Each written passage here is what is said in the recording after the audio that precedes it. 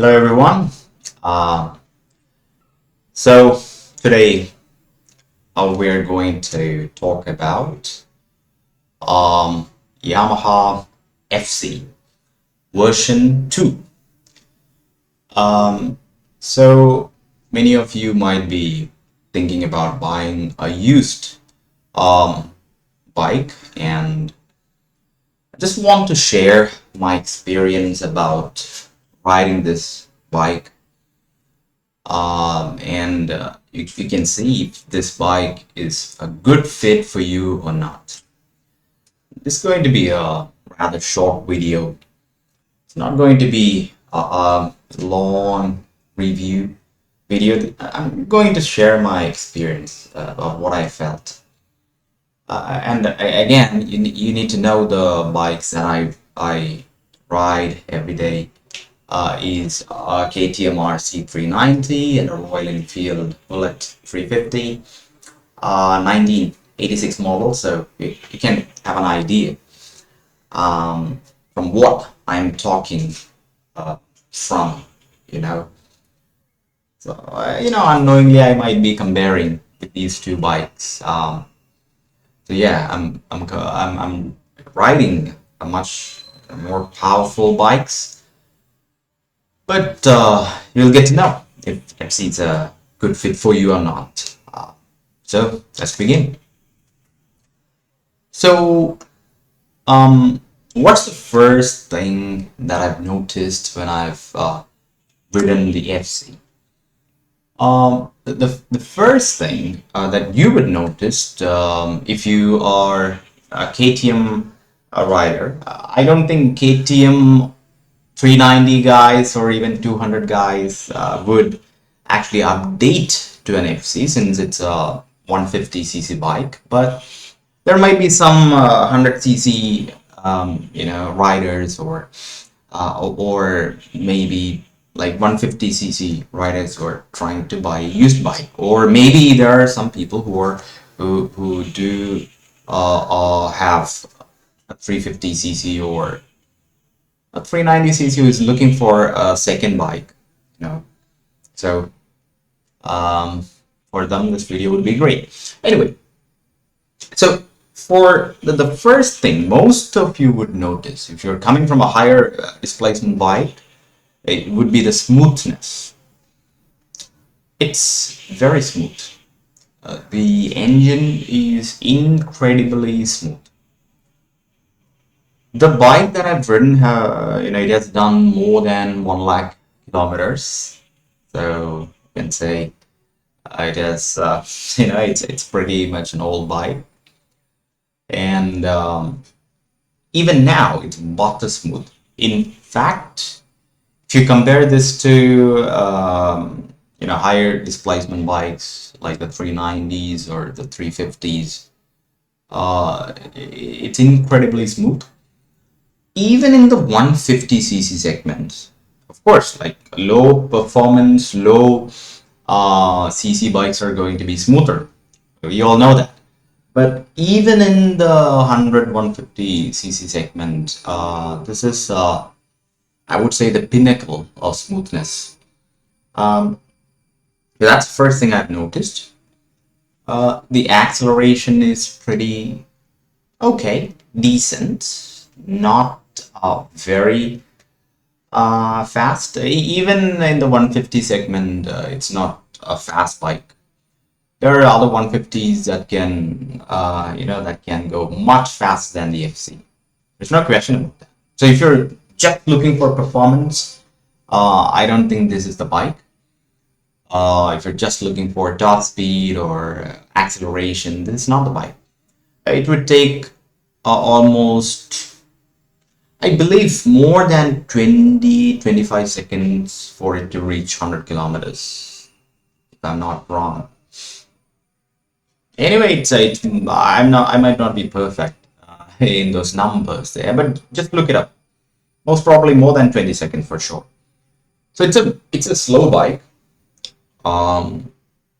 even by 150 standard. But one thing that is really good about FC is the handling. The handling of this bike is the best. I would say it's incredible. It's amazing. It's really good handling, and I think for the most part, it's because of really sorted suspension and geometry. The chassis must be great, or it wouldn't handle that good. Also, you have to know that this bike weighs just 135 kilograms, less than 135. I think the V2 version weighs almost 125, 125. The new ones anyway, 135, almost 125 to 135, somewhere in between.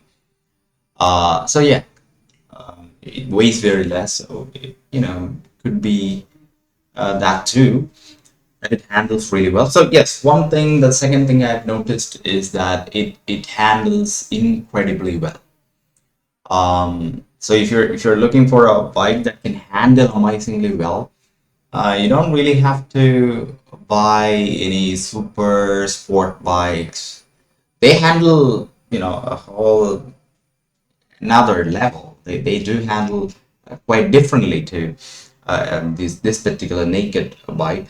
Now, here's the thing. For street riding, this handling is sort of the best, I would say. Now, take it from a KTM RC390 guy. This bike handles amazingly well. So, some of you might say, hey, you haven't ridden any other bikes, that's why I'm saying FC handles amazingly well. No, I have ridden quite a lot of bikes, and FC is like I would say one of the top contenders when it comes to handling. So I'm not as you can see, I'm not sugarcoating anything here. I've told you that it's not a very powerful bike. It's a smooth bike. It can handle amazingly well. The next thing that I really like about FC is how it performs off-road. A lot of people might be wondering, off-road? FC cannot perform off-road. Well, because of its low ground clearance, right? Yeah, that's true. FC has a low ground clearance. But the thing about FC is that it has it is very easy to handle, right? So that's one of the reasons why I love FC for off-road. So you might be wondering, like, okay, so we have off-road bikes like the Himalayan, and we have off-road bikes like the X-Pulse, even Impulse, right? So can this bike fare up with those bikes? Well, absolutely not. But here's the thing: if you're taking a Himalayan, and if there are some rough patches, off-road patches, and this thing weighs 185 plus, right? And in those terrains, unless you can ride it without stopping, you can ring it and jump over the obstacles without stopping. It's a bad bike for off-roading. A lot of people think if you buy a Himalayan, you can off-road really well. No, that's wrong. You need to be extremely skilled to ride a Himalayan through off-road patches. One good thing about Himalayan is even if it's heavy, the seat height is not that tall. So even if you always have a flat foot. So if you have gone off-roading, a bit of extra flat foot is really good, because when you off-road, many a times you won't be able to reach the ground because of the terrain. So if you're riding a very tall motorbike, like let's say X-Pulse Rally Edition, it's really hard to off-road unless you're a you're somebody who can like bring it and not stop somewhere and go with the go without stopping 30 to 40 kilometers by standing up. That's if you're an expert, like those bikes will be much better than FC. But if you're not an expert, if you're a beginner, a bike with a very low weight, curb weight, like at 125 to 135 kilograms, and with a low seat height, it would be the best, especially if it has low end ground. The FC ticks all these boxes. It has very low weight. It is, really good, balanced, chassis, and it is so it offers predictable handling. It it is its seat height is very low compared to my KTM. It's really low. Even compared to my old Royal Enfield, I believe it's a bit low, because the suspension is not that hard, so it goes down a little bit. So yeah, it is good. So it ticks all these three boxes. So if you're a beginner, let's say if you're an intermediate off-road guy, even then I believe FC would be an amazing off-road. And especially with even without the off-road tires. Of course, like if you're an expert, FC is not the best bike. Himalayan would do circles around the FC, or the X-Pulse would smoke the FC without much of an effort if you're an expert. But then again, if you're taking an ADV like Himalayan or X-Pulse, you should be very tall, and strong to handle the weight. Even then, weight is not a good thing for off-road. And by the way, X-Pulse is not that heavy, but still, it is very tall. So being that tall is not a good thing. But then again, like if you're an expert who can jump through these obstacles, it's not a problem. Like those bikes would always be better than the FC. But if you are somebody who is a beginner or even intermediate or even an expert, let's say that you're an expert, even then, FC is an amazing bike. Um, the suspension is not so hard. It's soft, so it kind of pulls and absorbs all those bad patches. Have you ever been off road in a KTM RC 200 or 390? The suspension is so hard that it's terrible.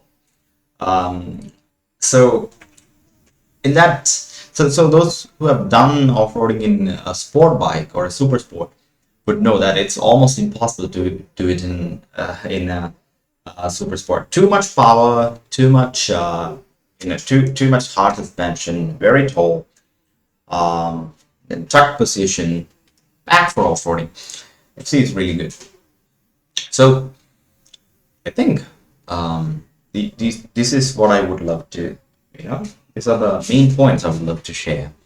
All other things like the mileage, FC isn't really good when it comes to fuel economy, but not bad either.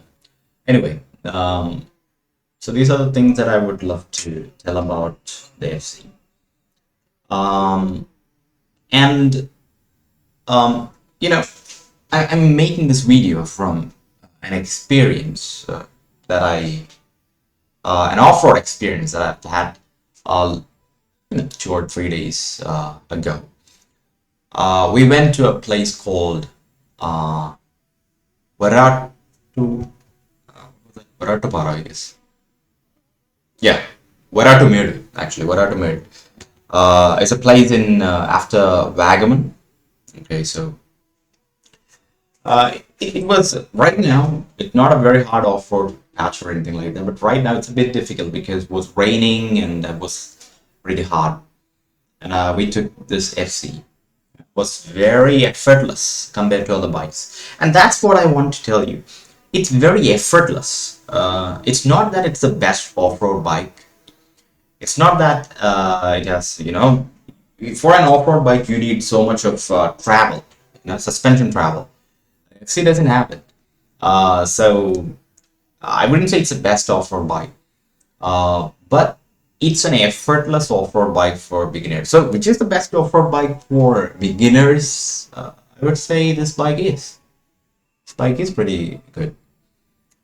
So when we went to Varattumedu, actually, there were patches where even in a 4x4s like the Mahindra Thar would struggle to climb. In fact, one Thar was actually stuck there somewhere.